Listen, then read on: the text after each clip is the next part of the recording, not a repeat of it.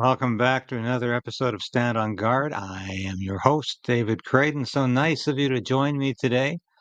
And of course, we are going to be having a guest on, and we'll be talking to Mia Hughes about WPATH and what that really does mean. We will be back in a minute to discuss that.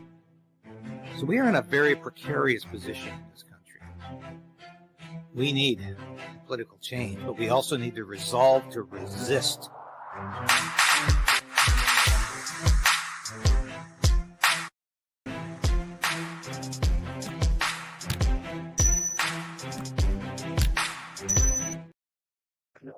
Please like the station.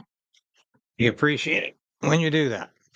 And we've just trying to rebound from our time away, and it's been tough getting the audience back at times, but that's fine. I know those of you who have joined me this morning are interested in the subject matter, and we're going to be joining Mia quite shortly. But I'm just going to have to talk for a while. But let us introduce her via these clips here.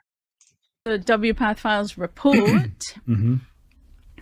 Well, so I was writing for Michael Schellenberger, and almost immediately after he hired me, he got his hands on the WPATH files.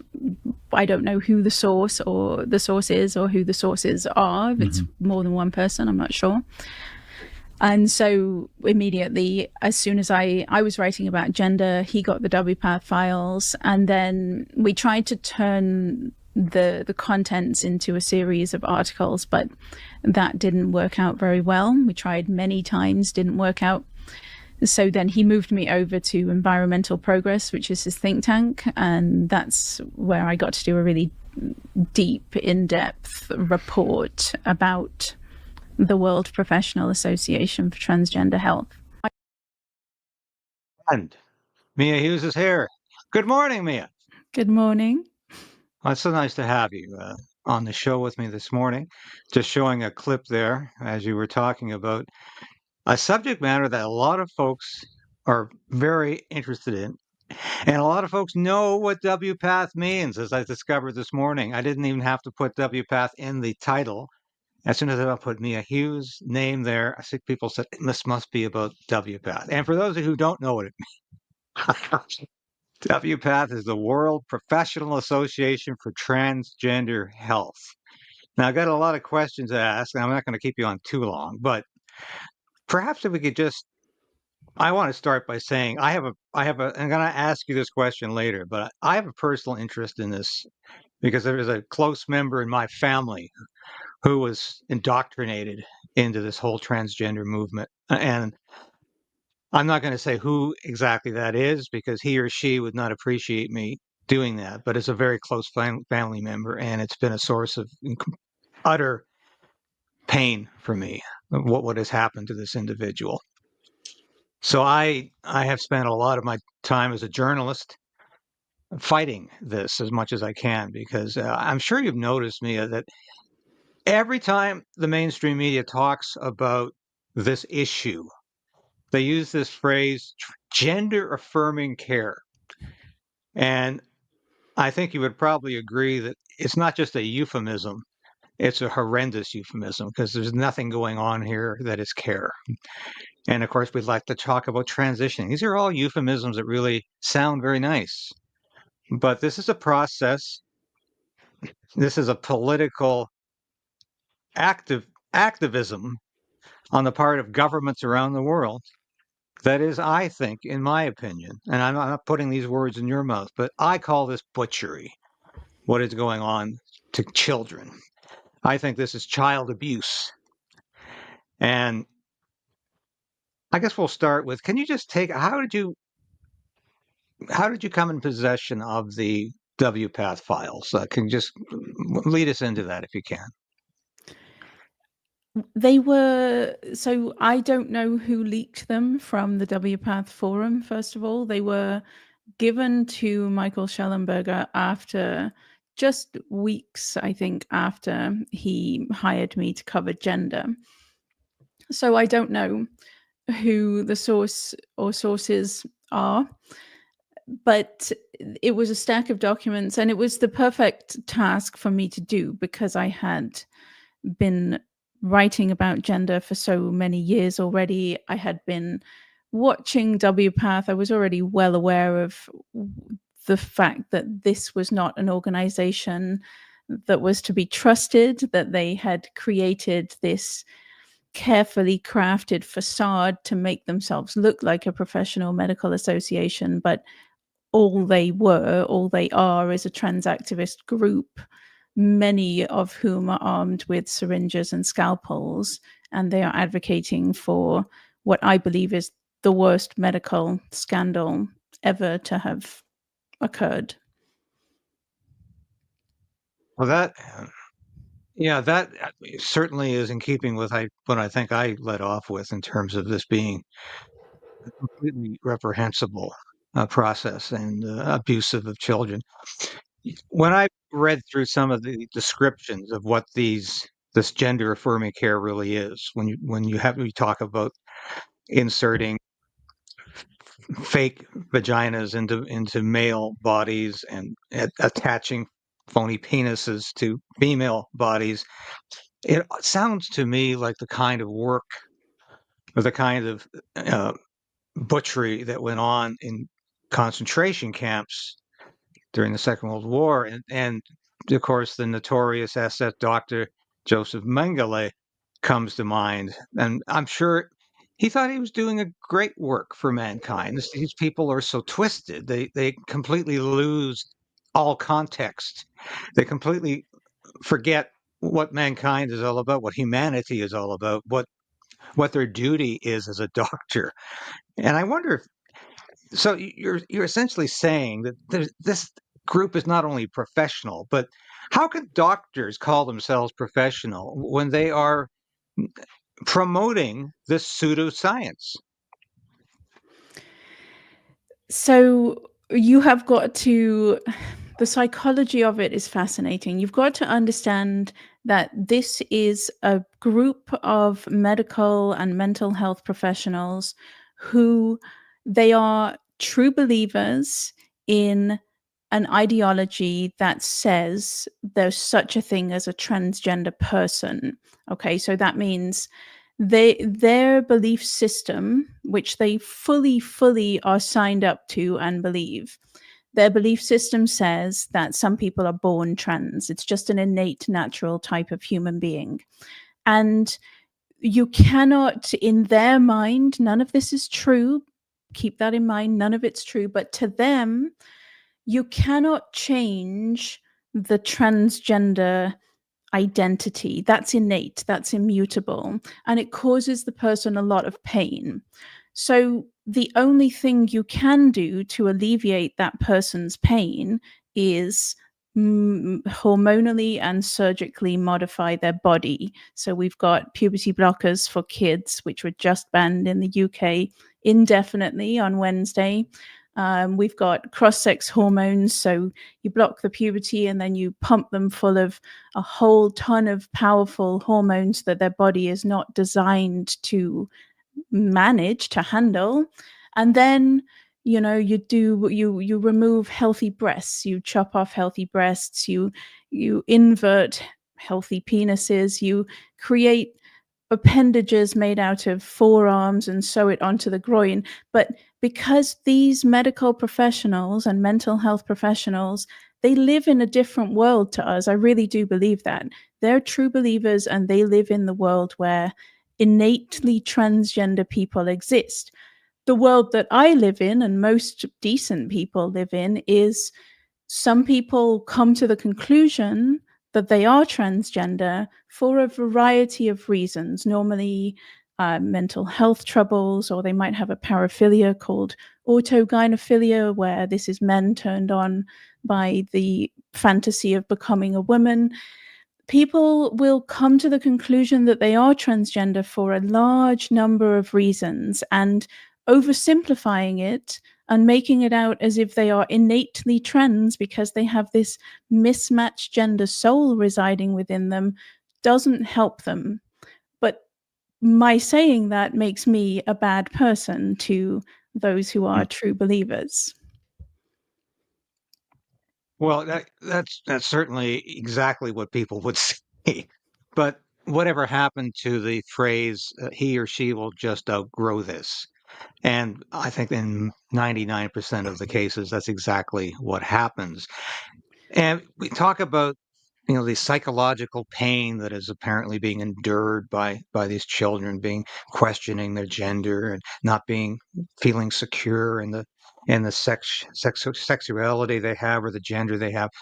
I'm wondering if there's more pain generated years later after they have done something to their bodies that is in many cases irreversible, or at least is going to require a lifetime dependence on big pharma. And once again, big pharma is a part of this, but a lifetime dependence on drugs. Is that not going to create a psychological problem later in their lives? I would say, I mean, we're making predictions here, but I would say certainly. I think we have got a tsunami of regret and despair on the horizon.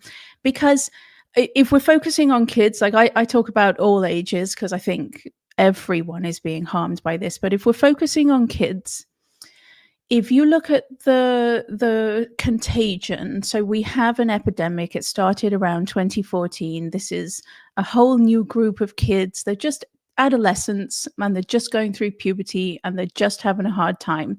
But they collided with the messaging of the modern trans rights movement that tells them if you hate your body, that could be a sign that you're transgender. Now, I challenge anyone to go out and find me an adolescent going through puberty who does not hate his or her body. So that messaging puts every single adolescent going through puberty at risk of coming to the wrong conclusion that they are transgender. If you throw in autism, if you throw in borderline personality disorder, if you throw in all sorts of mental health issues that put the teenager at an increased risk of coming to the wrong conclusion that they are transgender, you basically have this absolute perfect storm catastrophe. So all of these kids, they get sucked in, they think that they're transgender, and it all feels very real to them. And the pain is definitely real. They are suffering. The problem is they're interpreting their pain through the fashionable lens of gender. And then these monsters, I'm sorry for the strong language, but these monsters in gender clinics, instead of helping them to understand that adolescence is a difficult time and most adolescents hate their body, instead these endocrinologists and these surgeons are chemically castrating them, chopping body parts off them. And then, yes, exactly, the brain finishes maturing at around age 25, sometimes later if there's autism or other issues going on. When they hit 25 or 30, they're going to realize that they got caught up in something, some mad cultural moment, and they're not really transgender, and they've ruined their health and they've sacrificed their fertility and parts of their body are missing. Then there's going to be an enormous amount of regret. And it's amazing to me that those in the gender clinics aren't looking that far ahead, but that's typical of everyone in this so-called field of gender affirming medicine. They prioritize the present, but they sacrifice the future. They've got no interest. If you look at all of the studies that show that this is supposedly beneficial for adolescents, the follow-up time is like 3 months, 6 months, 2 years at the most. So you're chopping healthy breasts off a teenage girl and then you follow her up for 2 years. She says she's still happy. So you say, okay, it's fine to chop the healthy breasts off teenage girls. No, you have to follow her up until she's 30 and she wants to have kids and she wants to breastfeed. You have to follow her up until she's 40 and she's a fully mature adult and she realizes the absolute weight of the decision that she made when she was 14. Don't just follow her up for 2 years.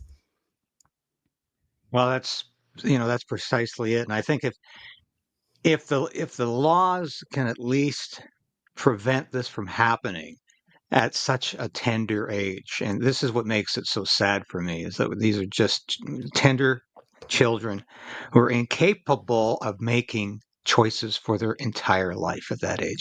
Anybody who wants to tell me the opposite is mad. I know at 11 or 12, I had no idea what life was like, what life was going to unfold like for me. I could not have made that decision. We don't allow 11-year-olds to drive cars. We don't allow them to consume whiskey or to smoke weed or to do a lot of things because we think that's dangerous for them and I for mean, society. right. I Go mean, ahead.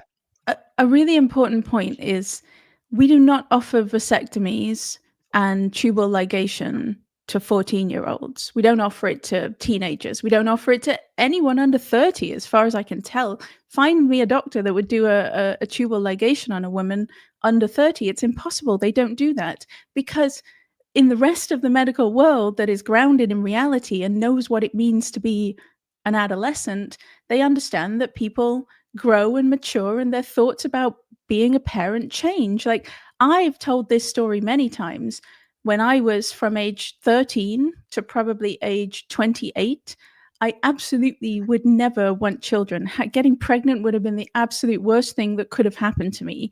And then I turned 30 and it was like someone flipped a switch inside me. I needed to have a baby right away. I then had 3 children. I was a stay-at-home mother. I was co-sleeping. I was breastfeeding. I was baby wearing. I was one of those mothers. But if you'd offered me tubal ligation at age 14, I'd have taken it because that version of me was absolutely never going to want kids. So again, what I'm like, the true believers, they're true believers in an ideological belief system that has no grounding in reality, and they have completely forgotten everything that we know about child and adolescent development. And I think they've forgotten basically everything that we know about what it means to be a human being, to grow and mature and develop and explore different possibilities. It's a monstrous crime. I think it is a monstrous crime. And these people are no longer, as far as I'm concerned, capable of calling themselves professionals, doctors, healthcare providers. These are hardcore, turbocharged ideologues. And they're pushing an ideology, not science, not medicine, just as so-called scientists and doctors in the Soviet Union pushed ideology above medicine, just like Nazi doctors pushed ideology above medicine. There were euphemisms for the euthanasia program in Nazi Germany. It was a crusade against useless eaters. These were people who were deemed not worth living. And therefore, the doctors were doing a good work for society. And that's how these people think. They no longer become doctors, they are ideologues. And I think you've said that. Now, thankfully, we are getting some pushback in Canada from this. And I remember when my old friend, Premier Danielle Smith, who I knew from the Calgary Herald days when she was a reporter, wonderful woman. I admire what she's doing 95% of the time. And I think what she's done on this file is courageous because when she came out the first time and said, we're going to introduce this legislation, there was tremendous hostility. I remember at the time, the then Liberal transport or the employment minister who had recently stepped down, Randy Boissonneau, the Liberal member from Edmonton Centre, came on in a news conference and he actually had the unmitigated gall to compare transitioning or a sex change operation to joining the chess club at school. I never forgot that because I thought, is this how deluded this individual is? He thinks this is no different than joining the chess club, and children should not be prohibited from having chemical castration or sex change operations at 12. He was so outraged about this. Do you think the work that you're doing has influenced political leaders like Danielle Smith to take that first step forward and to say, no, we're saying no to this. We're at least putting some barriers in place because this chaos is no longer acceptable? Well, I would certainly hope so. I would say that every single person who has spoken on this in Canada contributed to Danielle Smith's decision, whether you've got a small Twitter account and you're anonymous and you're just tweeting about it, or whether you're, you know, it's your entire career and you're writing 70-page reports on it. It's every single person who speaks about this contributes to a person with the power to stop it taking action. And that's been part of the problem in Canada, is that we were such a small group for so long. There have been many people speaking on this in Canada for a number of years, but we were so small and we were so ignored that the people in positions of power who could have acted did not have the courage to do so. I think Elon buying Twitter was an enormous turning point, because people could speak out much more strongly on Twitter without fear of losing their account. So sure, I hope that the work I've done has had some impact, but I also think a lot of people have taken great personal risk as well to speak about this, and they too have had a huge impact. Yeah, I would have to agree. I think it's been a grassroots response that has been very effective, and we've gotten through to this. Very few journalists have really done much on this file except affirm the gender affirmers, and and I think it's been shameless, and it's been disgusting to see this complete lack of objectivity, complete lack of critical thinking on this file from so many journalists who will just repeat the propaganda points, repeat the talking points, call them news, call it a story, and it's without even bothering to ask if there's another side to this issue. But Well, I had an experience with Radio Canada, the French CBC, and it goes deeper than that. There are certainly some reporters who are just regurgitating trans activist talking points without they don't even consider the possibility that these trans activists could be wrong. There was a piece in Global a few days ago that I tweeted about, because everything in the article was the complete inversion of the truth. And it really upset me, because this is my issue. I know this issue, and every single thing, and it was all trans activist quotes and talking points, and everything in the article was just completely backwards. But so that's, I think, an innocent enough mistake on the part of the reporter who did that. But Radio Canada, this journalist, this was a few months ago, she reached out to me because she was going to be working on a piece on so-called gender affirming care. And I took a very long time. I wrote a long, almost essay-like response to all of her questions, which were a bit hostile, I could tell. And she wrote back to me, and it seemed like she had listened, and it seemed like she understood. And then she produced an absolute garbage hit piece, basically calling me the leader of a hate group in Canada, did not put any of what I actually stand for in the piece, and then had 4 of the most extreme trans activists in Canada quoted as if they're the heroes of this whole journey. So that is unforgivable, because she was presented with exactly what I believe, and she chose to not include any of it, and then to give the trans activist point of view.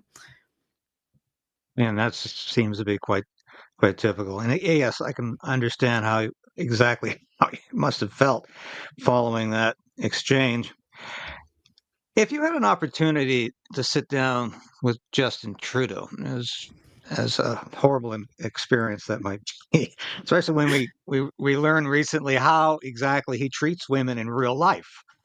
This phony faux feminist who has bullied women his entire life, and has bullied female cabinet ministers and bullied female members of parliament, and they have talked about it. And I don't want to get off topic, but when I heard Trudeau the other day again reiterating his support for feminism, and he is the proto-feminist and a proud feminist, I thought, how can any man be so hypocritical and such and be guilty of such damning mendacity that he can actually have the gall to stand up and say that? But I'll get to if you had a chance to sit down with Justin Trudeau in a, shall we say, a civil environment, what would you tell him in terms of his promotion of the whole transgender rights? I mean, nobody is out there in a more obvious, in a more visible way, saying that we have to move forward on this file. This is about trans rights. This is about caring for our kids. And if you don't support this, you don't really love your children. He goes that far. I mean, what would you say to Justin Trudeau? I'd love the opportunity to ask him what is a woman, to ask our dear leader, who's such a devout feminist. I'd love for him to define what is a woman to me, because there was the trend of journalists doing that in the UK for a while, asking politicians. In other countries, I think, as well. The simple question, what is a woman? And then you let them just make complete fools of themselves, waffling on with all of this circularity and nonsense, and the whole a woman is anyone who identifies as a woman. If you can, I would love the opportunity to really, really make him tell me what that means and what he believes a woman is. But on the child side, I would it's difficult where to start. I mean, I would explain how social contagion works. I would talk to him about the social contagions that we have seen in recent history of anorexia, bulimia, cutting, um, even multiple personality disorder in the 80s. I would explain to him the social phenomenon, the cultural phenomenon that just continues to repeat and repeat throughout history, and that what we are in the midst of right now is simply the same thing. It is a social contagion. These kids, they're not trans, first of all, because there's no such thing as a transgender person. No one is trans. There's no innate transgender people, but these kids, they're not trans, not a single one of them. And therefore, when you understand that they're just caught up in a mad cultural moment, they're caught up in the latest social contagion, and that we as a nation have chosen to we have failed to protect them from a medical world gone completely mad, and we have therefore committed one of the worst crimes any nation has committed in this medical scandal, because other nations have at least made an attempt to pull back on this. Even in the US, it's very divided. We are as bad as all of the blue states, but at least the US has the red states, and they have some balance and they have some kind of debate. Whereas we, under Justin Trudeau, I believe, have committed the worst crime in this medical scandal, because from coast to coast, we have ignored what's happening to these children. And that's his legacy. I would want him to know that's his legacy. He's going down in history as the prime minister who did nothing to protect these vulnerable youth from this very powerful cultural force.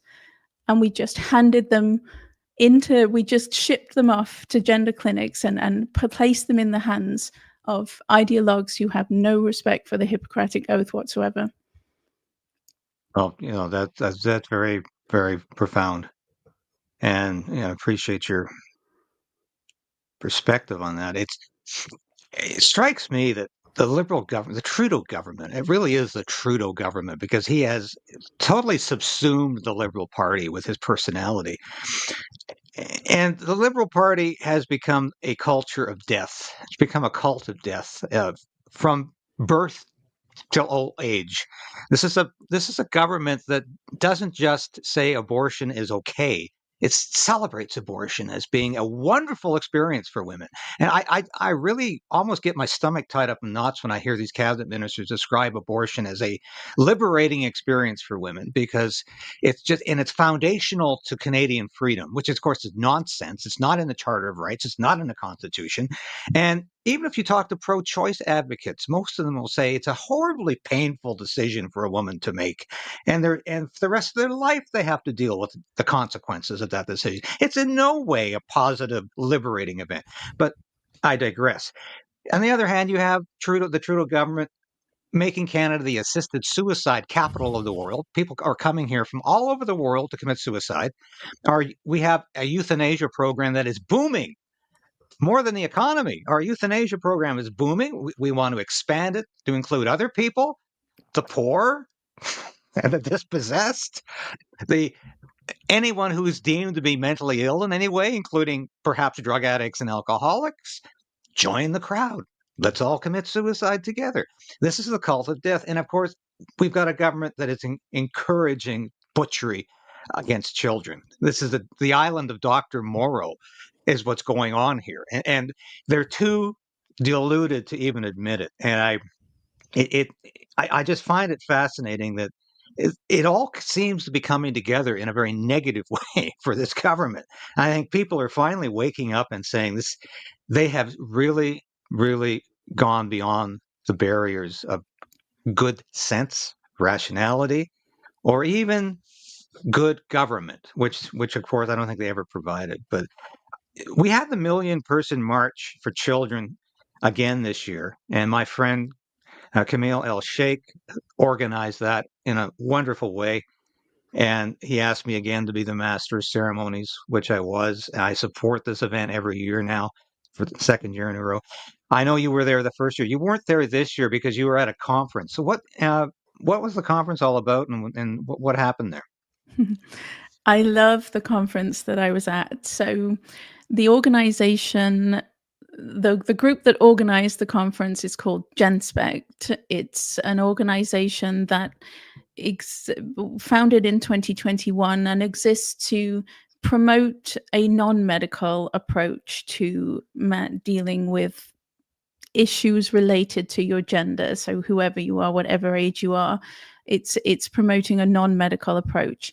And WPATH is obviously, I see the two groups as complete opposites. I see GenSpect as the antidote to WPATH's poison, because WPATH views any attempt to help a person overcome their gender distress as being akin to conversion therapy, and that's transphobia and that's bigotry. So they advocate for the medical approach, and GenSpect advocates for the non-medical approach, the mental health approach. And so every year, WPATH organizes an annual conference.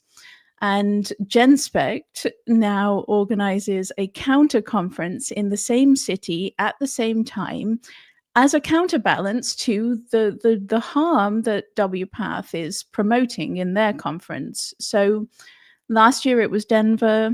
This year it was Lisbon. We had, it was a wonderful group of speakers. It was a 3-day conference. I was the keynote speaker.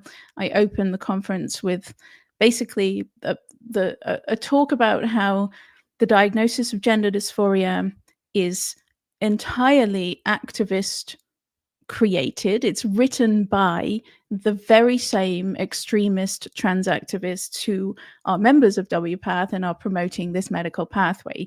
It's not a scientific diagnosis. It's not a real diagnosis. It's just a political diagnosis. And also I did make the statement that there's no such thing as a transgender person in an innate sense. There are people who make sense of their lives through the label of transgender right now, but no one is innately trans, and doctors should not be treating a type of person that actually does not exist in a medical or real sense. So we had, I'm told we invited Peter Boghossian was also a speaker at the conference, and he wanted his talk to be, he invited WPATH members to take part, and he wanted to have a discussion with them and find out what they think and see if you could reach any middle ground. Of course, WPATH refused because they're a cult and they don't talk to outsiders. They're insulated in an echo chamber, so they refused. But I'm told that there were 2 WPATH members who came to the conference, at least on the first day. They probably didn't like my talk very much because I did say some things about WPATH that are completely true, but would not have been pleasant to listen to for them. But on the last day, Billboard Chris and I, before I flew out, we actually went over to the WPATH hotel because it was just minutes down the road. So we went over to the WPATH hotel and we stood outside, and Billboard Chris had his signs, and we were filming. And nobody came to talk to us. which is no surprise. But there was the elevator was right there, and there was a big glass wall. So we saw them all coming down with their suitcases, and a couple of very unsavory looking types gave us the finger, and that was the entire interaction with WPATH for me. Oh, well, I'm glad you're able to attend, and we will be continuing with the good work of the Million Person March. I think that it's a wonderful experience for me to see people of all faiths join together. I'm an evangelical Christian. My friend Camille is a Muslim. There were Hindus and Sikhs and Jews all there, all expressing their love for children and the fact that the state does not raise our children. I think that is foundational to Canadian democracy, or to everything we've inherited from our Anglo-Saxon history, from Great Britain, from the American experience. It's all about parents raising children and never the state. Any state that raises children is a totalitarian one, and it gets me very concerned when Trudeau talks about the state taking control over parents and their children. This is all about parental rights for me. Like I told you at the beginning of this interview, I'm very personally committed to this because of a family member who was indoctrinated into this theology. I would even say it's a theology. It's more than an ideology. It's become a religion for some people. And so I'm wondering, what has motivated you? Just you obviously have a passion for this that is singular in many ways. So what basically has motivated you? I discovered this in 2019, and instantly, I would say instantly, I was obsessed with it. First of all, because when I first discovered things weren't quite what they seem with the gender issue, just none of it made sense. So the initial obsession was just, I need to make sense of this. And if you want to make sense of this, you actually really do have to put in hours and hours and hours of reading, because it's all so mad and it's all so insane that unless, well, like when I first learned about it, there's like, I discover that, I went along with trans women are women, but I didn't think we were really supposed to believe that trans women are women, like this group of men in society. We were supposed to believe that they were actual, real, literal women, the same as me, my mother, my grandmother. That was mad to me. I'm like, what is going on here? And then I discovered that the heterosexual men who say that they're women were claiming to be lesbians. So then we've got this concept of the male lesbian. I'm like, that's just ridiculous. I have to look into this. This can't be real. And again, I found out that it was real. These men actually do believe that they're lesbians. It's like a really bad 1970s homophobic joke brought to life. But then it was the real true obsession came when I found out what was happening to kids in gender clinics, adolescents in gender clinics, because, well, first and foremost, I'm a mother and I have a teenage daughter. And also, I was once a teenage girl. And so I just instinctively knew that it was wrong. I mean, every decent person who's grounded in reality has to look at what they're doing in gender clinics and realize immediately that it's wrong. Everyone who remembers what it was like to be a teenager, to be floating around and have no sense of identity and to hate your body and to want to be someone else, everyone who knows what it means to be human has to look at what's going on in gender clinics and think that it's an actual crime. But when I discovered that and I started to really read into how it had happened, why it had happened, then I got sucked into the whole social contagion angle of it and looking at all the social contagions that have happened throughout history, all of the psychiatric epidemics, the times that the field of psychiatry has gone mad and unleashed something insane upon the world and done terrible harm. And the more I researched, the more I realized that we are living through something that it's a remarkable moment in history that will be talked about for centuries to come. We're living through the Salem witch trials, something that is so completely mad that people of the future are going to look back and just think, how could they have allowed that to happen? How did anyone believe that girls could be boys and boys could be girls, and that it was the right thing to do chop the breasts off 16-year-old girls? How did anyone believe that? And so, because it's so mad, because it's so extraordinary, I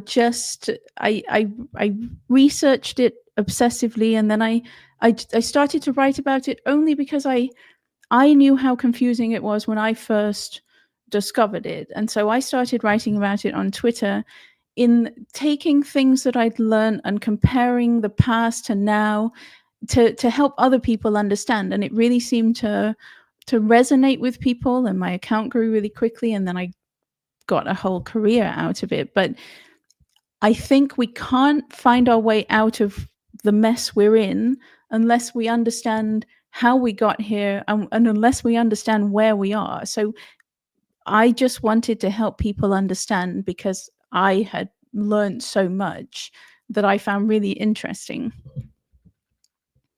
I was just reminded I had a slide here that was yes.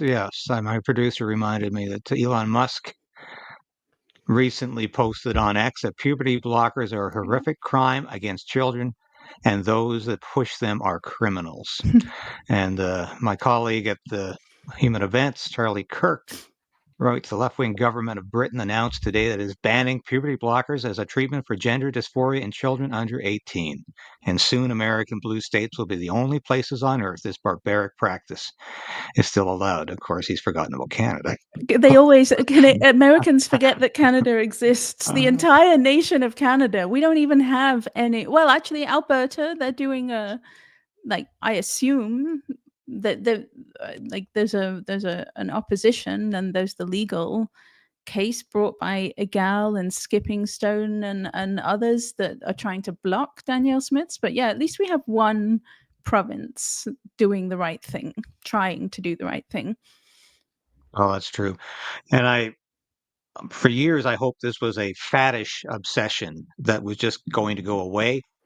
But I think it's going to take the hard work that you are exhibiting, that you are doing, to make this go away.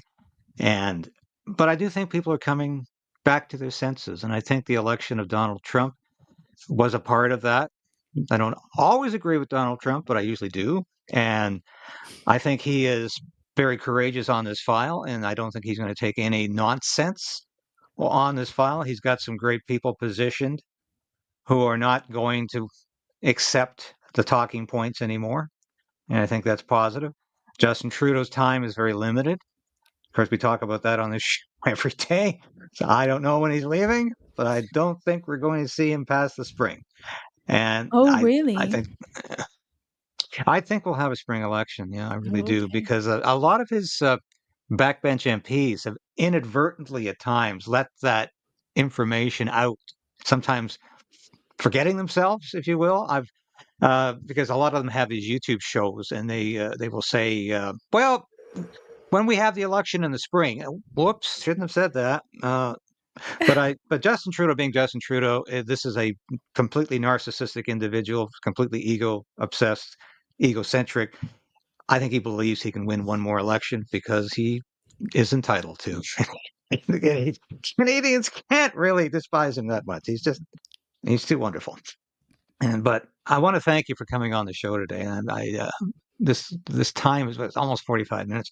And it's interesting, this I'm looking at the numbers this morning. They're about at least a third less than usual, because YouTube suppresses this topic all the time, and it just drives me crazy. But I don't care. I'm not here to get the biggest numbers on YouTube. There's a lot of clowns out there who get huge numbers by offering crap. I try to offer political conversation and guests like yourself who have something pertinent, relevant, and profound to say, and who are doing real work. And I'm not here to be another clown in the court of public opinion, because it's easy to criticize Justin Trudeau and to go on ad nauseum about how stupid he is, but we really do have to provide antidotes and alternatives. And I think that's what we need to do more of here on YouTube. And I try to do that. So thank you so much, Mia, for joining me today and being a part of this program. We are standing on guard for Canadians. And I would tell viewers right now, share this broadcast with your friends and family because YouTube won't. I can tell you that. They have suppressed it this morning.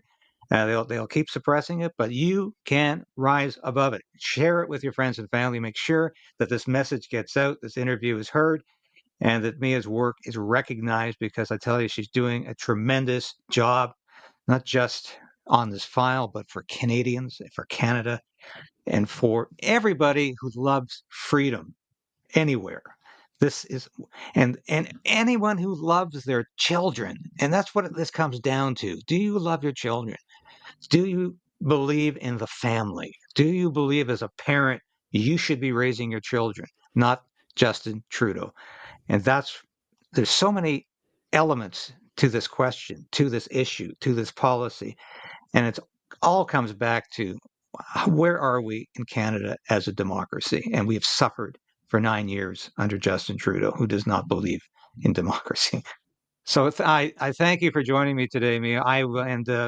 We will have you on again to talk about this because I think it's important. I told you why, and you told me why you think it's important. And I think that is so, so essential. So thank you for your work and stay in touch. Thank you for having me. And we'll see you again. Thank you so, Mia. Yes, that was Mia Hughes, and I want to thank her for being on the show, and thank you everybody who watched today, because this is what we try to do on Stand on Guard, is to talk to people who are on the ground, working on these issues, doing the hard work that needs to be done, and that's what I try to do, and I hope some days I succeed. Thank you so much for watching. We will be back again tomorrow on Saturday. I want to say happy birthday to my mom today, out in Chilliwack, 97 years old. God bless you. And you are loved and thought of today. Bye for now. Oh, yeah. Better show you our Christmas wish list. Ho, ho, ho, ho, ho!